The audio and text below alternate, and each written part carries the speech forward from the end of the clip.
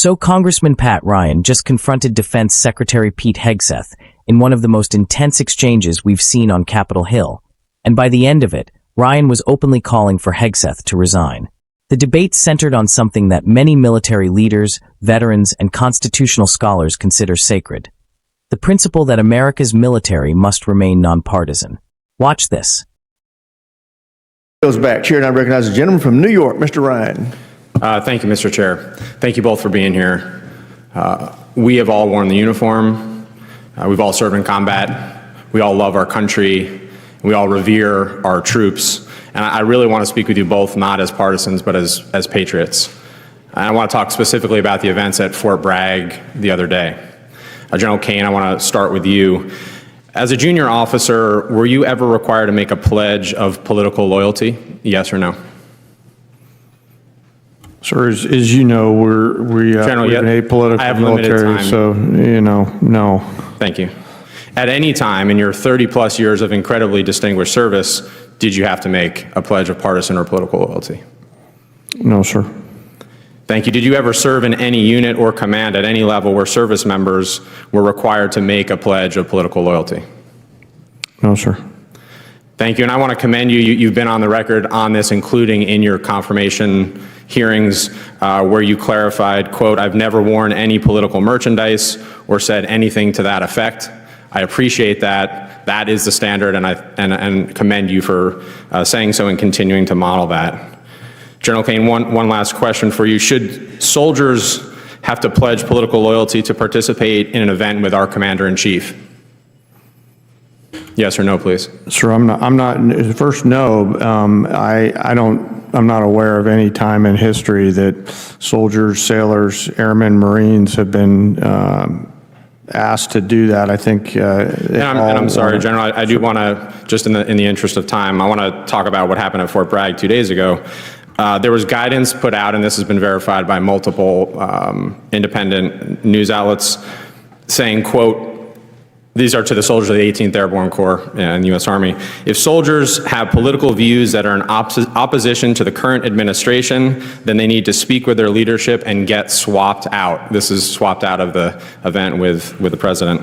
In addition, in an incredibly disturbing incident, there was a pop-up shop selling MAGA merchandise on post at Fort Bragg.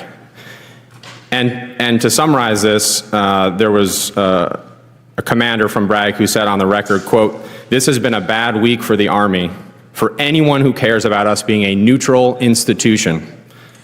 This was shameful." If those are the facts, and I know the Army is investigating at least the MAGA pop-up shop, is that appropriate, General Kane? Sir, I haven't seen any of these reports. I'm not familiar with them, but as I mentioned earlier and in my confirmation hearing, the nation demands a political, nonpartisan military. I appreciate you saying that and happy to share those reports. Secretary Hegseth, are you familiar with DoD Directive 1344.10? Political activities of the members of the armed forces? Well, first off, I don't buy into yes your or no? insinuation Are you familiar that pledges are being done under this administration. That's I reclaim my time. Are you familiar with this DoD directive? There's never one time in my service or in this Mr. Defense Secretary, Department. will you please answer I'm answering your these question questions? where politics has been considered for service members. Are you familiar with this directive? Yes or no? Which directive? DoD Directive 1344.10. I'm happy to provide you a copy. There's even a one-page red and green cheat sheet. Are you familiar with it? This is the same directive from when we were all in uniform. I'm sure I am. Has anything changed in that directive under your guidance, given what happened 2 days ago at Fort Bragg? Is there a new policy change that we're not aware of? Again, I totally reject your insinuation. Is there a policy change to DoD Directive 1344.10? I know what you're attempting to insinuate, but there's no policy change and there is no policy. Mr. Secretary, have you ever worn a MAGA hat in front of the troops? I own plenty of MAGA hats, but I don't. Have you ever worn one in front of the troops at an official event? I don't I'm believe aware so. of. I don't believe so.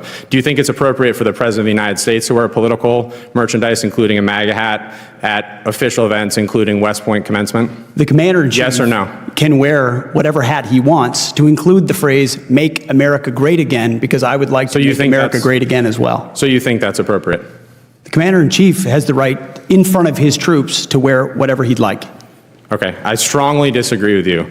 And I urge you both, especially you, General Kane, as we see an increasingly political rhetoric, including from the Secretary, to please, for the good of our troops, this is an incredibly difficult moment, and we need leaders like you to continue to echo the apolitical nature. I have 12 seconds. Mr. Secretary, I don't say this lightly. I have to say this on the record. I think your tenure as Secretary of Defense has been shameful and weak, and you should resign. I yield back. Gentlemen. Welcome back to Winner's Breakdowns. If you enjoy honest political analysis, make sure you subscribe to the channel, hit that like button, turn on notifications, and leave a comment below. I want to hear your thoughts after watching this entire exchange, because what happened here raises serious questions about the relationship between politics and the United States military. After watching this hearing from start to finish, I believe Congressman Pat Ryan raised concerns that deserve serious attention. Ryan began by questioning General Dan Kane about a fundamental principle that has guided the U.S. military for generations. He asked whether, at any point during his military career, he had ever been required to pledge political loyalty. The answer was simple: no. He asked whether service members had ever been required to demonstrate partisan loyalty in order to participate in events involving the commander-in-chief. Again, the answer was no. Those questions may sound basic, but they go to the heart of what separates America's military from the armed forces of many countries around the world. The military serves the Constitution, not a political party. It serves the nation, not an individual politician. That is why Ryan focused so heavily on reports surrounding events at Fort Bragg. According to the reports he cited, soldiers who held political views that differed from the administration were allegedly encouraged to remove themselves from participation in an event involving the president. Ryan also referenced reports of MAGA merchandise being sold on the base during the event. Now, if those reports are accurate, they raise legitimate concerns. Whether you're a Democrat, Republican, Independent, Conservative, or Liberal, the military should never become a political campaign tool. Service members come from every background, every race, every religion, and every political belief. They wear the same uniform and swear the same oath. What stood out to me was General Kane's response. Instead of becoming defensive, he reaffirmed something important. He stated that America demands a nonpartisan military.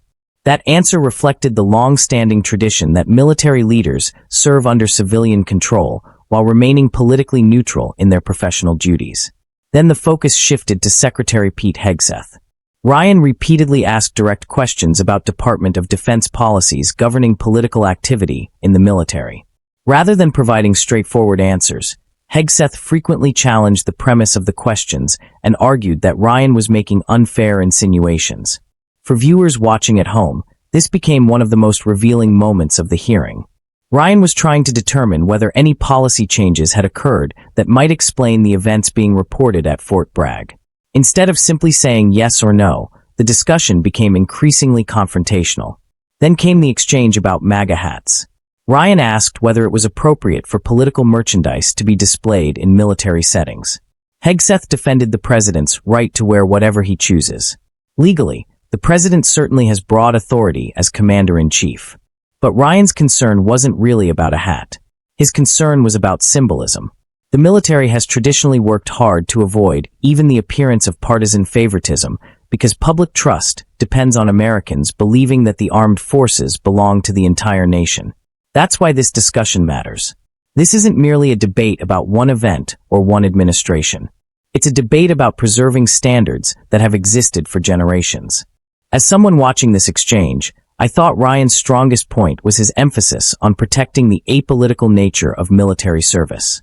Regardless of who occupies the White House, Democrats and Republicans alike should want military leaders focused on readiness, national security, and defending the Constitution, not political loyalty. Toward the end of the hearing, Ryan delivered his sharpest criticism, saying that he believed Hegseth's leadership had been weak and shameful and that he should resign. Now, that's obviously a serious statement, and one that many Americans will disagree with. Supporters of Hegseth will argue that Ryan was politicizing routine military events and unfairly attacking the administration. Supporters of Ryan will argue that raising concerns about political influence in the military is exactly what congressional oversight is supposed to do. What's undeniable is that this exchange highlighted a growing debate over where the line should be drawn between politics and military institutions. For me, the most important takeaway is simple. America's military is strongest when it remains above partisan politics. Whether you voted Republican or Democrat, whether you support President Trump or oppose him, preserving public confidence in the neutrality of the armed forces should be a shared goal. That's why this hearing attracted so much attention, and why the questions Pat Ryan raised are likely to continue generating debate long after this hearing ends. But now I want to hear from you.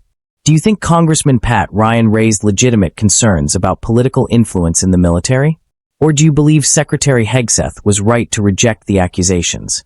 Let me know in the comments below. If you enjoyed this breakdown, don't forget to subscribe to Winner's Breakdowns, hit the like button, share this video, and turn on notifications so you never miss our latest political coverage. Thanks for watching, and I'll see you in the next video.